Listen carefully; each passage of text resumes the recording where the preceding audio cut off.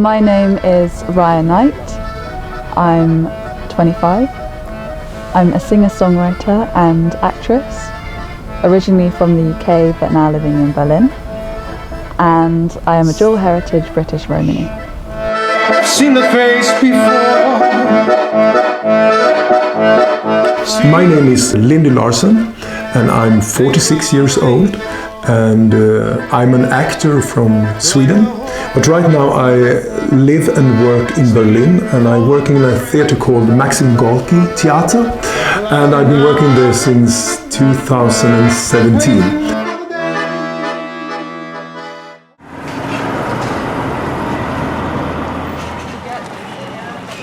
I originally came to Berlin when I was 20. I was invited to be part of the Roma army at the Maxim Gorki Theatre, directed by Jovanovic, and since then I've worked on different shows with her at the Gorki. I just premiered my 4th show there. I'm born in a small village in Sweden, in the south of Sweden. It's like the Astrid Lindgren area of Sweden. And I'm a Romani Traveler. I belong to the Roma minority. And in Sweden we have 5 different Roma groups that are part of the Roma minority. And my group is called the Romani Travelers, or Resande folket we say in Swedish, and Romani Manus we say in Romani. Berlin is somewhere that I came when I was 20, so I've spent like most of my adult life here. So for me it's somewhere where I kind of grew up and became the young woman that I am, and I learned a lot here. And for me, working at Gorki was also really a very educational process, and a thing that I've really learned a lot from and has really shaped me.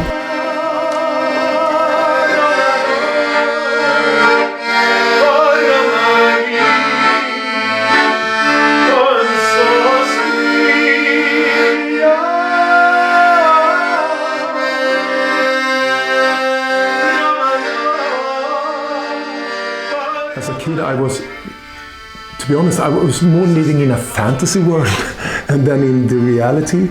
And my world was filled with, mermaids and fairies and superheroes and stuff like that.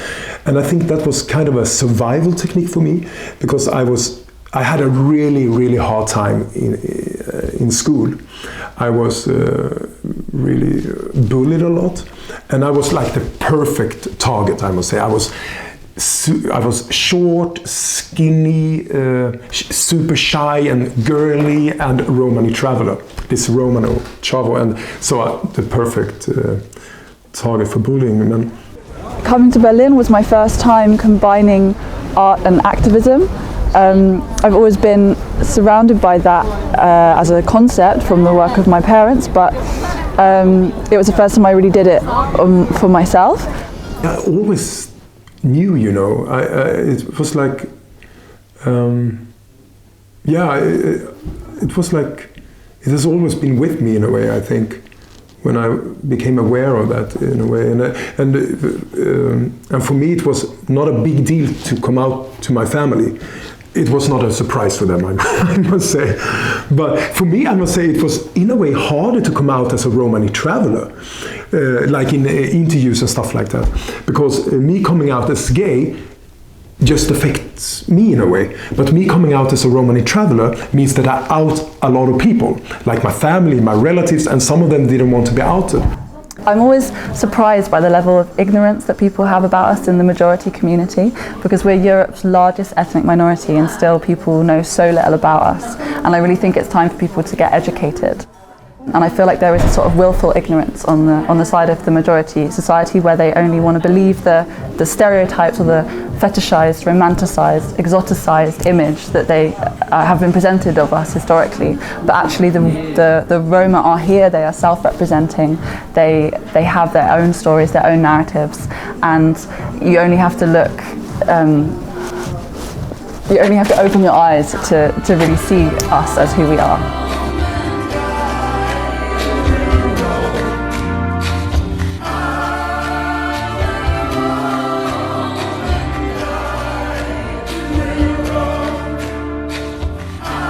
being a Romani was, all connected to my family. So for me, coming to Berlin and working with my Romani heritage on stage in this production was totally life-changing for me. It was totally revolutionary for me. And also, being a Romani traveler and taking the space in the Roma community was so big for me. And I think that's the beauty of this show, Roma Army, because it's like a celebration of the diversity of the Romani people, that we look different, that we are different, that we, and it was a really, really big thing for me. The show was with other actors and artists with Romani background from across Europe, and for me it was the first time working professionally in theatre, but also the first time combining art and activism. And as far as I'm aware, Roma Army is the first show which was developed with a Romani cast on a national theatre stage, and for such a big audience, and it's the first show on such a large scale which put our narrative at the centre and had a majority Roma cast. Oh my God, where is it? Yeah, wow, yeah.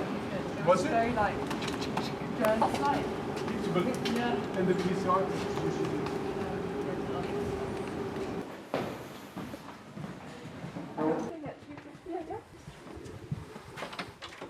Right now we are at Maxim Gorki Theater here in Berlin, and we have just played a music. No, it's called almost a musical, Slippery Slope. So it's like a music theater, political. They musical. said it was in the reviews. They said it was the musical to cancel culture. So Exactly, that's what it is.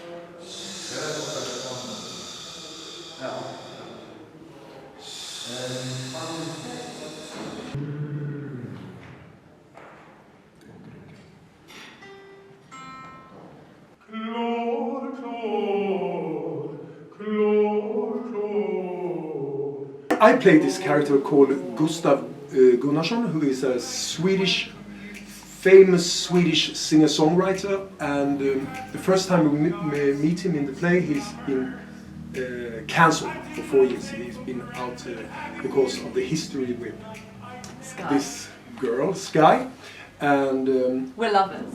Exactly. If you can't tell from the chemistry that we exactly. have, yeah. But it was like it was not an equal relationship in a way.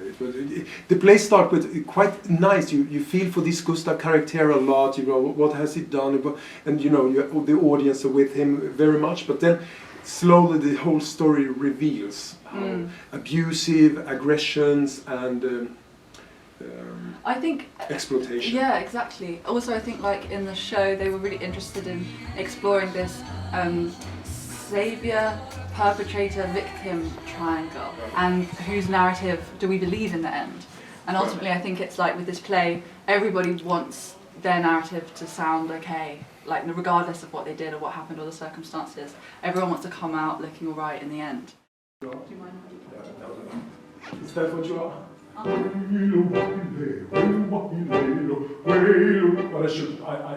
I can't. I won't. I think it's so They're like, it's deadly silence. Yeah. All like offer and Shinomi, I don't know. Germans, Yeah. anything from my last Romani project, Romani Traveler, for obvious reasons.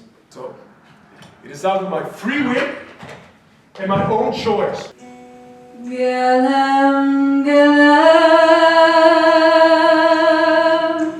Felt like the earth stood. Her voice pierced through my soul. I had goosebumps. I was shivering. It was almost too much. I was dizzy or on the verge of fainting. I'd never heard anything like it in my life. It was like fire. Stop! Stop! You're doing it again! What? You're making shit up! No! It was nothing like that. Firstly, the stage wasn't by the river. It was was in by the the car river. park behind the pub. No. And I wasn't wearing a skirt. I remember I the never skirt. wear skirts. I would have been wearing shorts and a flat cap. What the fuck is a And flat I was cap? already blonde. No, And I no. wouldn't have been singing Gilem Gilem. It was I Gilem don't Gilem. even speak Romanes. I never sang Gilem Gilem before I knew. So now it's I like- would have been singing Hatchalom Mijavio underneath the... I think in a show like this, it's quite exciting in terms of inclusion and not having, having people that are from a Romani background in a mainstream play, and we don't have to justify the fact that we're there or necessarily just deal with our identities. We do actually tackle like racism against Romani people in the play, but it seems like it feels like it's part of a mainstream narrative, and I feel like that's really important in terms of Romani politics, the fact that it is part of a mainstream discussion and it's not something that needs to be sidelined or like put in its own box and dealt with separately.